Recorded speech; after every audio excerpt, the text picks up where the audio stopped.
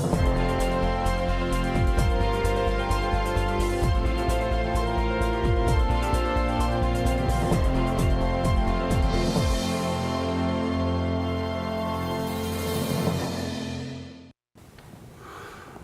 and welcome to the Veterans Corner. My name is Chuck Wood and I'll be your host as always.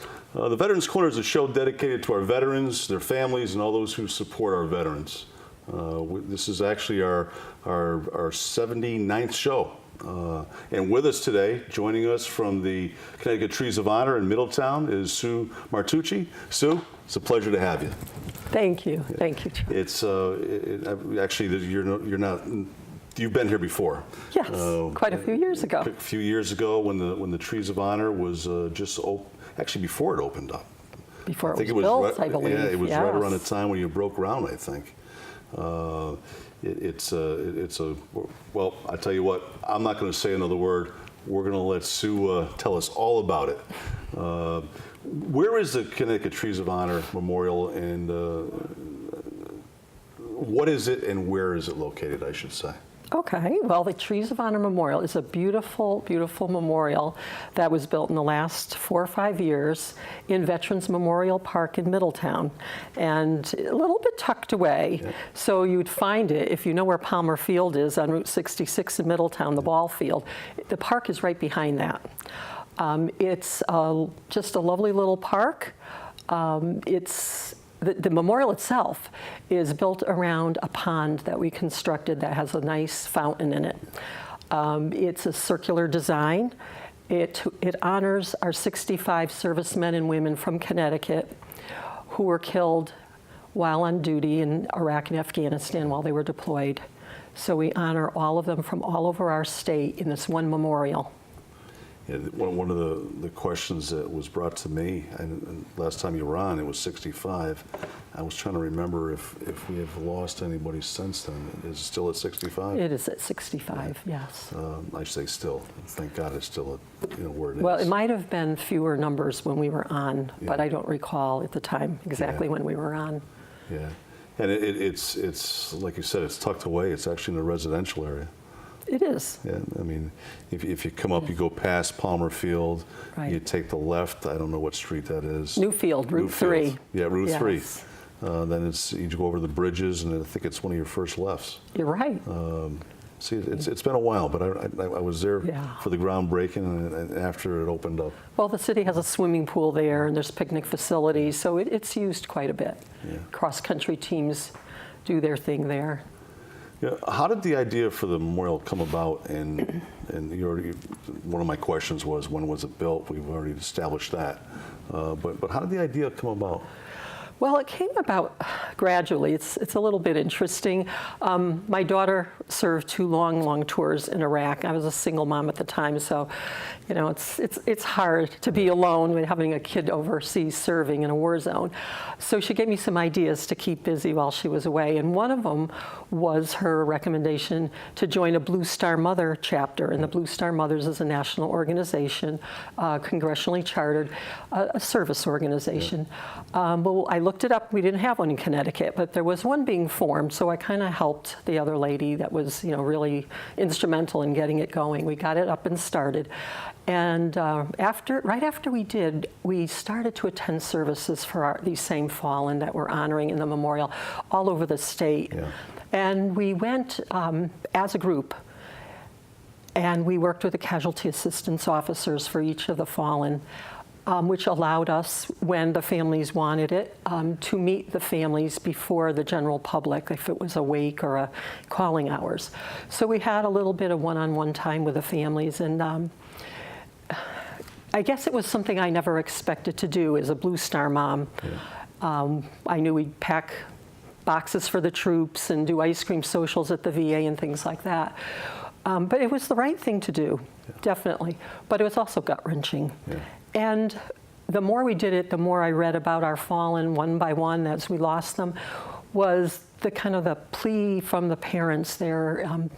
They didn't want their loved ones to be forgotten, just as any of us wouldn't want that to happen. Yeah. And as Blue Star mothers who have children who serve, we could have been in their shoes.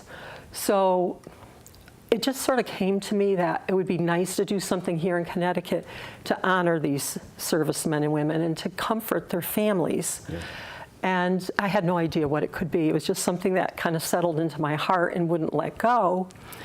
And it came to be that at one of our Blue Star Mother meetings, our chapter president, who's still the president, Cecile Fazio, had just returned from Fort Stewart, Georgia, and was showing us photos. That's where her son was serving. And it was the parade field there, covered with redbud trees to honor each from their base that they had lost. So when I saw the trees, I thought, oh, well, this is a great idea. We could plant trees here in Connecticut. This would be a great way to honor our fallen. So that's kind of where the idea started, back at least 10 years ago. But it kind of sat in my heart because I had no idea on how we could even get that started. Where Or anything, right. So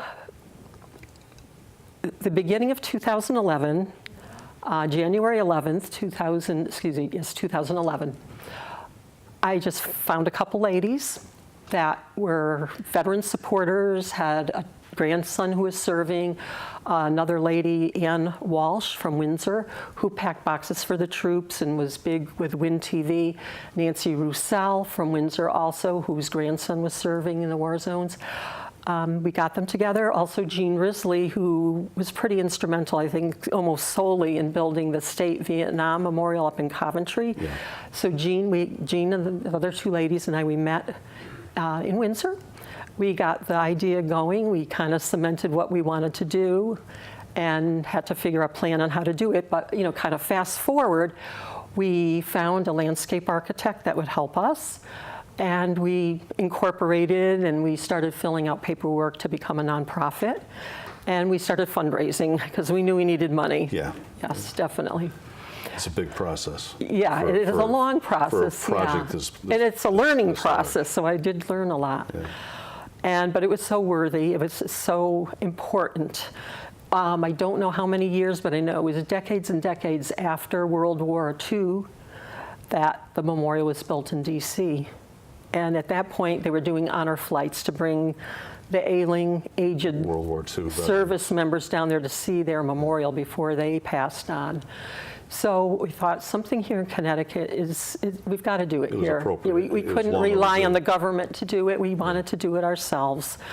So we garnished a lot of support. We brought on more board members, veteran supporters, Gold Star parents, Diane and Mark DeLuzio, and others, and we just got the ball rolling. Diane was with us the last time. Yeah, she was, and they've moved to Arizona, yeah. So they're not with us now.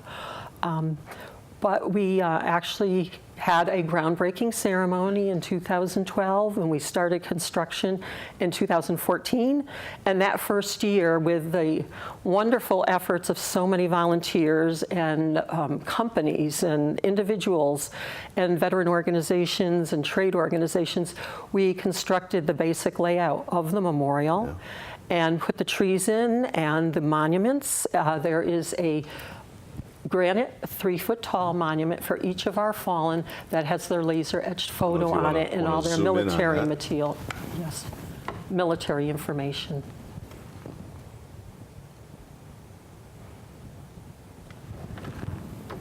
And also in the memorial, we have quite a few different elements now that a little bit beyond what our original plan was. We do have a lovely flag plaza in the back of the memorial. We have a wonderful commissioned first of its kind sculpture called First Tier that was the idea of a Vietnam veteran. Actually, let's decorated Vietnam veteran Andrew Chernak of Pennsylvania, who is a double Purple Heart recipient. Let's take a look at number 8. That's the First Tier. I don't know if it's up on the screen now or not. Right, well, I can talk about. First Tier is a concept that came to Mr. Chernak We did a national call to artists. Mrs. DeLuzio spearheaded that and did a wonderful job. A national call to artists to give us their rendition of what would be appropriate to put in this unique memorial. And we had quite a few submissions nationally, and we did choose the first tier because we thought it spoke so well to the families of the fallen, and actually to anyone, any service member that served in a war zone. You probably can't read the inscription on here, but it basically says that in a faraway land, when a service member dies, their family is their fellow soldiers, and they're the ones that offer the first tier and the comfort to them so far away from home when they pass on from their war injuries. So it's a beautiful tribute. It's raw, but it has a lot of meaning, and it really moves people. Tremendous amount of meaning. I mean, that's. These are some of the things that people, the general public need to see. Right.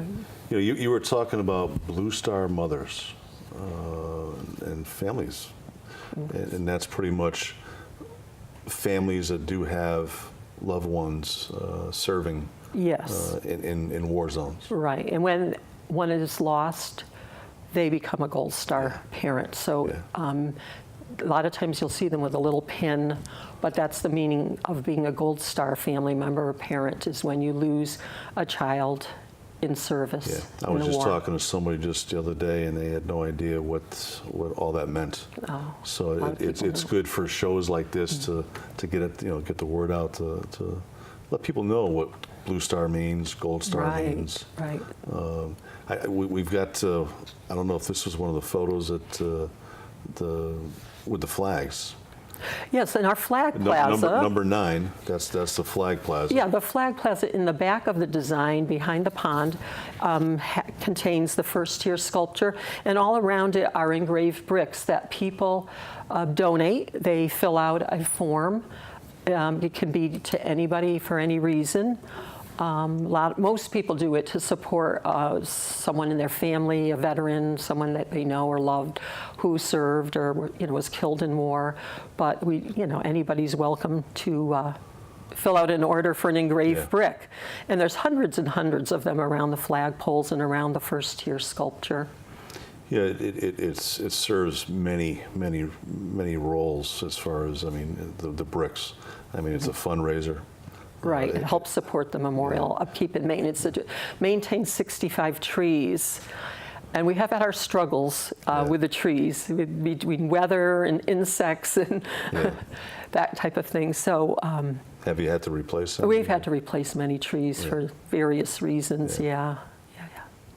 Weather damage, probably. Weather, and the soil conditions are not optimum there. But we're trying. As we replant each one, we get a better handle on things. And we do have, if anyone were to go there now, we do have 4 or 5 trees that definitely need replacing.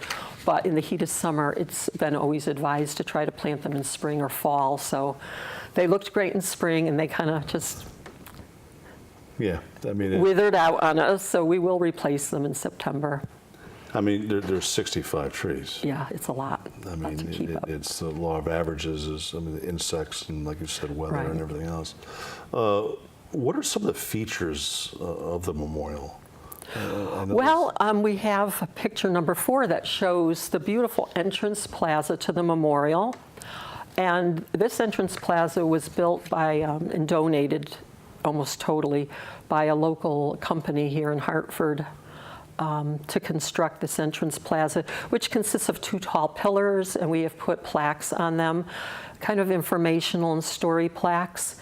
And next to the 2 tall pillars with the overhead sign are 2 shorter monuments that have blanks right now. It's because the memorial's not quite finished. And there's various reasons. Mostly it's funding and the work needed to complete the 2 monuments. I would like to mention what those 2 monuments will be because this week I'm actually getting started again. It's been an off and on project for various reasons that we'll get to as to why it's not completed. But one of the 2 shorter monuments we'll have, and they're both the same, so they'll contain each black laser-etched granite plaques, 4 feet wide by 3 feet tall, so it's quite large. And one of them will be an awareness recognition plaque of the silent wounds of war suffered by our veterans, that war veterans especially, that they and their families live with day by day, such as PTS, post-traumatic stress, traumatic brain injuries, and veteran suicide, which is so rampant now. And we basically, we hear the number 22. It's pretty much a standard for the approximate number of veterans across the country that we lose every day to suicide. You say approximate. We did have some guests on the show, and they actually informed us that that number 22 is it doesn't include the state of Texas, and I believe it did not include the National Guard. Those are two big components right there. So that number 22 is actually lower than it actually is. That's sad. It is. Tragic. And then, we hear 22 all the time, but it's in some ways it's misleading. The state of Texas, large state, and National Guard. National Guard has fulfilled a lot of the spots, in Afghanistan and right. Iraq. Who knows what those numbers are?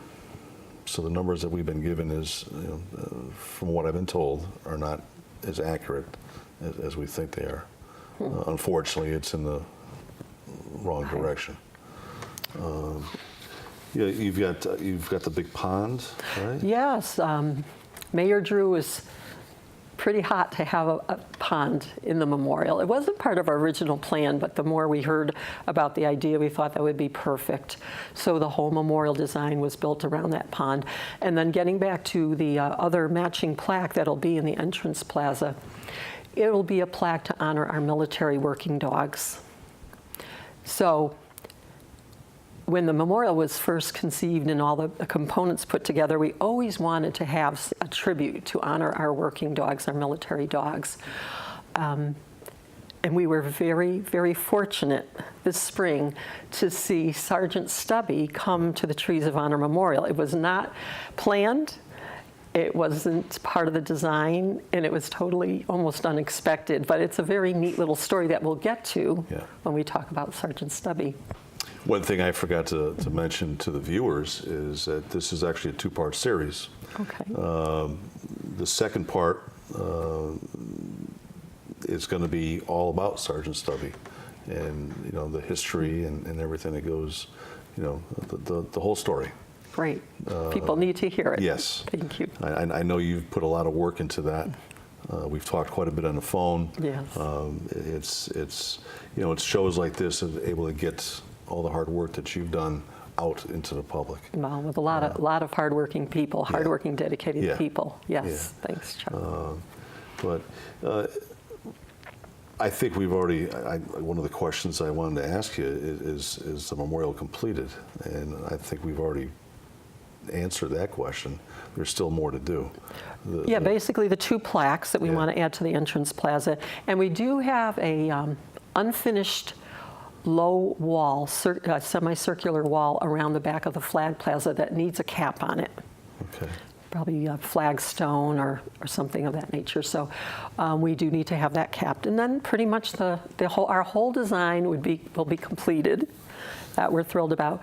One of the features we didn't plan for in the memorial, but it came about, was, and you can show the picture if you want, around the other side of the memorial, as I said, it's circular, so across from the flag plaza, close to the road through the park, is a 911 tribute. And that came about by sending in a letter to the New York, New Jersey Port Authority requesting one of their 911 relics. And at the time we sent that letter in, we were told, don't contact us, we'll contact you. And it could take a year before you find out yes or no.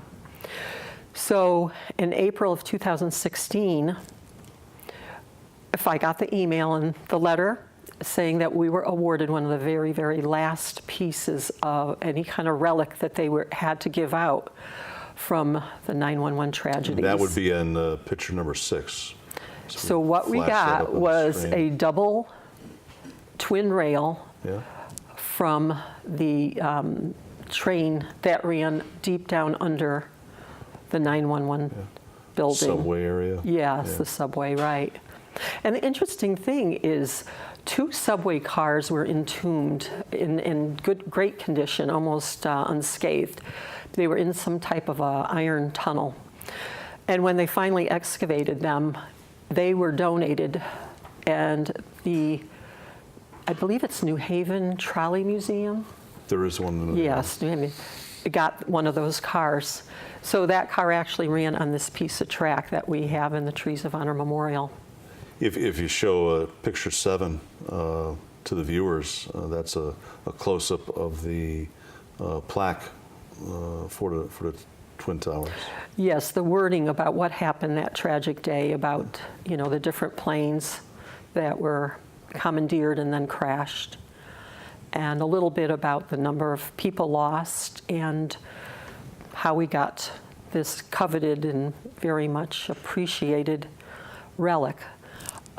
It's important in several ways, and one being that when 9/11 happened, so many service members, people joined up to be in the service. It was the catalyst to join.